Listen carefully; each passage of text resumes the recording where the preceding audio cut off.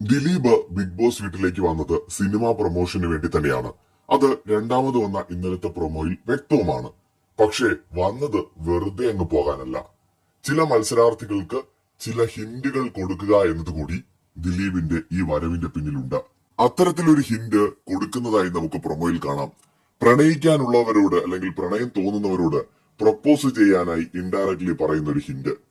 തീർച്ചയായിട്ടും എന്തെങ്കിലുമൊക്കെ ഉണ്ടെങ്കിൽ അങ്ങ് പറ മക്കളെ എന്ന് തന്നെയാണ് അതിലൂടെ ഉദ്ദേശിച്ചത്. പെട്ടെന്ന് തന്നെ ചാപ്റ്റർ എന്നിട്ട് അങ്ങ് ക്ലോസ് ചെയ്ത് കളാം.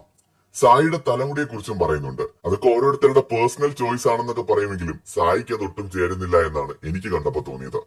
അത് എനിക്ക് തോന്നുന്നു സീസൺ 5 ജുനൈസൻ തുടക്കത്തിൽ ഇങ്ങനെ കണ്ട് കളറൊക്കെ ആയിട്ടാ വന്നത്. പിന്നെ ജുനൈസൻ അത് മാറ്റിയപ്പോ കാണാൻ അത് രസമായിരുന്നു.